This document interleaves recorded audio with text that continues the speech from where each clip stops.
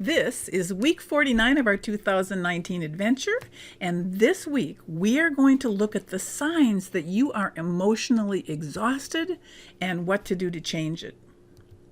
Hi, welcome to Harmony Enterprises. My name is Carrie Fox. I'm your host, and in this episode we're going to bring into your awareness what being emotionally exhausted looks like, so you can identify it and do something about it.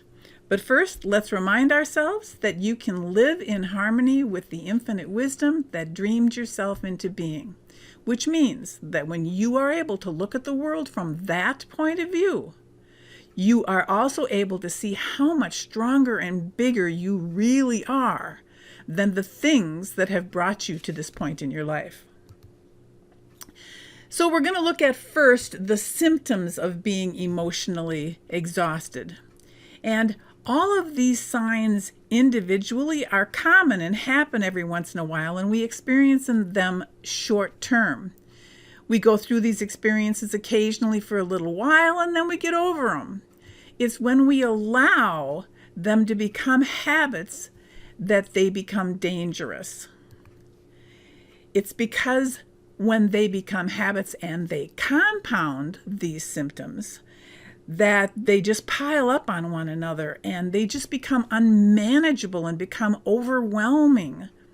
And from the bottom of my heart, I want to encourage you to know and to understand that the answer to all of these symptoms is you. Just because you have lost sight of your power does not mean that you are powerless. Some of the things we're going to talk about today, you can start doing today. Baby steps, one at a time or two at a time. And if you find yourself feeling incapable of doing any of the things that we talk about today, remember the power is still within you to ask for help. You can do this. So another symptom that I'd like to talk to you about today is having insomnia when you can't sleep, and it becomes a frequent thing. Now, most of us have insomnia at some time or other when you can't sleep and you toss and turn and maybe can't shut off your mind or your thoughts or fears or worries. But that is occasional, and it can be because of something you ate. For instance, I'm a caffeine sensitive person. So if I want to be to sleep between around 10, 11 p.m. my time, I've learned that I can't have any caffeine after 6 p.m. I've also learned that I have a sensitivity to some seafood. So if I'm going to have a late dinner, I can't have shrimp or seafood, or I'll just be awake all night. I won't be fidgeting. I won't be hyperactive or anything. I'm just wide awake. So I don't eat shrimp if I'm going to have a late night meal. Also, some of the things that can cause insomnia are physical health problems or pains. One of the things that comes to mind to me right now is leg cramps. A lot of people say that they have leg cramps that wake them up or keep them awake. And just as an aside here, commonly when it's leg cramps, that's dehydration. I know dozens and dozens and dozens of people who have just increased their water intake, gotten the hydration back in their body, and their leg cramps went away. So that's just kind of as an aside. Another cause of insomnia could be astrological influences. As the moon does its things and Jupiter and all the planets are moving around, some of them could affect your being able to sleep. The obvious one, or the one that seems to be most common for most people, is full moon time. I'm sensitive to full moon and I'm sensitive to that energy. So I pretty much know that I'm going to not get more than 3, maybe 4 hours of sleep a night for several days in a row before, during, and after a full moon. And it's not, again, that I'm worrying about that or thinking I'm not getting enough sleep, because the truth is I do get enough sleep for that. I just don't need a lot of sleep around that time. So I get up and I work on projects and I get lots of things done. So There's astrological influences that also can give you occasional insomnia, and that's cool and that's fine. That's nothing to worry about. It's when it becomes frequent that you have to go, okay, what's going on here? Am I emotionally bankrupt? Am I feeling emotionally exhausted? There's also biorhythms. Now, if you don't know anything about biorhythms, I encourage you to learn about them. I do several workshops a year on them because I think that they're that important. And the basics are that you, as a physical human being, have physical, emotional, and intellectual cycles that you go through constantly. You are not the same. The vibrations in your body are not the same from day to day to day to day. You can have physical reactions that go up and down and up and down. And the ups are when you have a lot of physical energy and you don't need a lot of sleep. And the downs are you do need a lot of sleep. That kind of thing. And then finally, I want to talk a little bit about life circumstances can be overpowering and challenging, like the loss of a loved one or the loss of a job that you were not prepared to lose.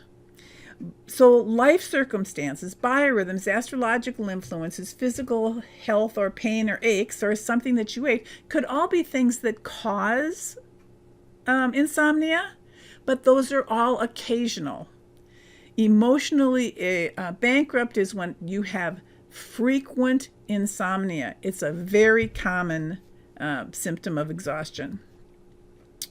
And some more are that you get easily irritated. Or if you find yourself clenching your jaws. A lot of people wake up in the morning and realize that their jaw is tired. They clenched it all night and grind their teeth together. There's also health problems. When you're emotionally bankrupt or emotionally exhausted, you've kind of shut yourself down. And that actually affects the cells of your body so that they're not thriving in the way that they expect to be. So a lot of disease and illness can come out of being emotionally bankrupt. And then the feeling of being detached from things, that you're not connecting with other people, that you're not connecting with your purpose, that you're not connecting with your job, that you're just kind of floating around and feeling detached from everything. Those are all symptoms of being emotionally exhausted. Also, crying at the drop of a hat. Again, some of us have emotional ups and downs or things that happen to us, those are all temporary. But if you find yourself having those tears behind your eyes and that lump in your throat a lot, it could be a symptom of being emotionally bankrupt. And then there's that feeling incapable of dealing with life.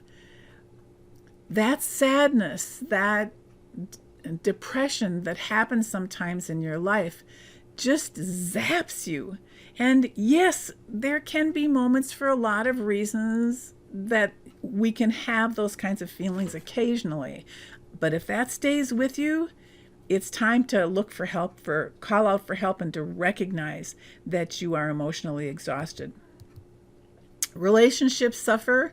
I know that I've seen and witnessed a lot of people who have people that are saying to them, "You're not okay. You need to go get some help." And I've seen people respond to loved ones saying that to them by pulling away from them because they feel that they're being put down, or realizing that people are pulling away from them. Why is everybody pulling away from me?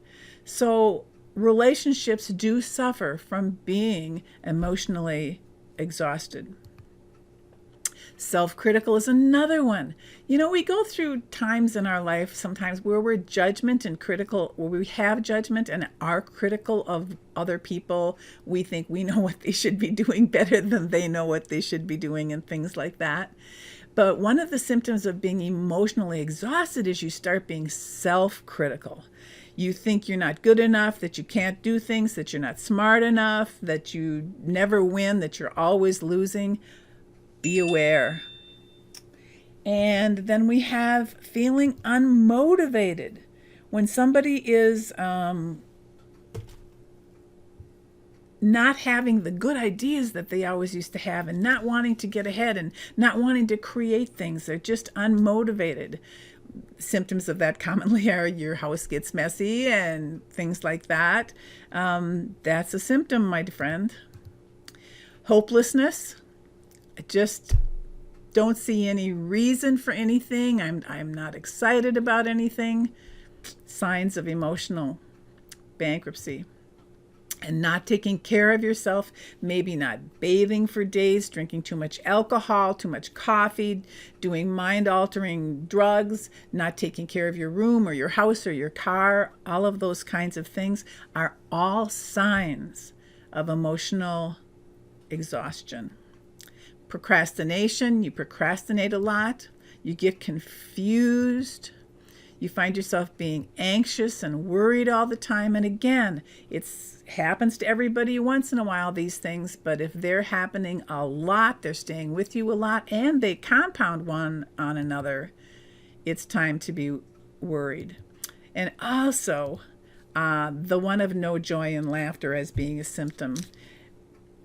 When you realize one day, my God, how long has it been since I've laughed?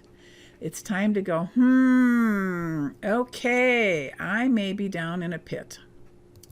So you see, what many people seem to miss or to think is that happiness comes from outside themselves, that they need to have that special relationship, that degree, that certain job, and without it, that they're not good enough. But I want to tell you that happiness comes from what you tell yourself every day. And when you realize that you've been in emotional exhaustion and you're deciding to do something about it, I want you to go easy on yourself. Please, go easy on yourself. Whatever you do today, let it be enough. And whatever our story is, we don't have to be it. We get to choose what our experiences mean for us. We get to choose who we are separate from what we've been through. Let your old stories be your old stories. You don't have to bring them with you into today or into tomorrow. And I love this from Ella Fitzgerald, and it's probably because I love to sing, but she once said, just don't give up trying to do what you really want to do. Where there is love and inspiration, I don't think you can go wrong. And for me, I love creating notes. And sometimes I realize it's been weeks or months and I haven't done any singing and I haven't given myself the gift of that joy. So when you find that you love something and have an inspiration to do it, or it gives you inspiration to do it, do it. Because I am, and you are, physical, creative energy in human form. Doing something creative will take you out of the doldrums, will bring you back to life in such an amazing way. To sit down and write, if you want to write or paint or color or draw or do pottery or make things with your hands, do crafts, build furniture. Doing something creative is the number one thing I want to tell you today of what to do about when you recognize that you are emotionally exhausted. The second thing I want to talk about is meditation. A meditation practice isn't about trying to throw ourselves away and become something better. It's about befriending who we already are. I heartily encourage you to start a meditation practice. There are grade schools all over the world that are teaching meditation to school children now. It is just one of the best ways in the world to get rid of the thoughts and the stuff that are holding you down and making you feel bad about yourself and making you feel bad about life. And I want to show this screen here where there's your brain before meditation. It's filled with stuff and thoughts running around and beliefs. And after meditation, you get that clearness and that clarity, and you get back to who you really are. It says it all, this particular image that I found. I also want to say that meditation is the art of learning how to tend the sacred ground of your life. It connects you with your inner world. And if you haven't ever heard of it before, shower meditation is amazing. Every time you take a shower, visualize washing away your stress and your anxiety. Concentrate on the feeling of the water upon your skin. Envision the power of the shower washing away your negative thoughts in a whoosh. Envision fear, regret, and anger being soaped off of you and swirling down the drain. Shower meditations are wonderful. And it can be, or another suggestion that I want to do, suggestion number 3, when you recognize that you are emotionally exhausted or emotionally bankrupt, is to get outside, get out into nature every single day, no matter the weather. Move around this wonderful planet that you live on. Take a walk and talk to everything in nature that you see. Talk to a tree and let it know how much you appreciate its beauty and that you love it. Hello, beautiful tree, I love you, and hug it. Look at a rock and say, I love you, little rock. Learn to love and be appreciative of nature and all its beauty. Another thing I want to suggest to you to do more often is several times a day when you're outside or even when you're inside and you go stand and at a window and you look outside. I want you to look up and out and acknowledge the more of it all. Acknowledge the cosmic consciousness that is focused down on you, directing its energy directly at you, pointing at you, delivering to you. Acknowledge to that cosmic consciousness energy, I feel you. I know that you are here for me. I know that I am the focus of your positive attention. I know that you have the ability to be an intervention for me. I know you are conspiring on my behalf. I know my well-being and happiness is your intention. Today, no matter what, I know you are with me, supporting me. I will be consciously aware of your help and your assistance and your guidance and inspiration. I will be in harmony with everything you have for me today. You are going to love that. So now, to recap what you can do when you realize that you are emotionally exhausted, you can be aware of what you tell yourself every day. You can go easy on yourself. Take baby steps. It's going to take you breaking some habits to get out of where you've been in this pit. Let your old stories fade away. Don't bring them with you into today. Find something you love to do and then do it. And be creative. Create something often. Develop a meditation practice, even in the shower. Go outside and embrace everything you see and look outward and upward to receive all that cosmic consciousness is sending to you, so that you can live in harmony with the infinite wisdom that dreamed you into being. So from the bottom of my heart to the bottom of yours, I hope that you enjoyed today's episode of Harmony Enterprises, and be sure to leave comments or ask questions if there's anything else I can help you with. My passion is to mentor women who feel broken or wounded to get their mojo back. And whomever else has helped along the way, then I'm doing the right thing and I feel blessed. Remember, you can always contact me at carrie.fox@harmonyenterprises.net. In fact, if you'd like a copy of my co-creation cheat sheet, it's a quick little reminder to help you be aware of your view of the world and to be appreciative. Just send an email to cocreation@harmonyenterprises.net or put your request in the comments and I will send that to you. Also, since I mentioned biorhythms,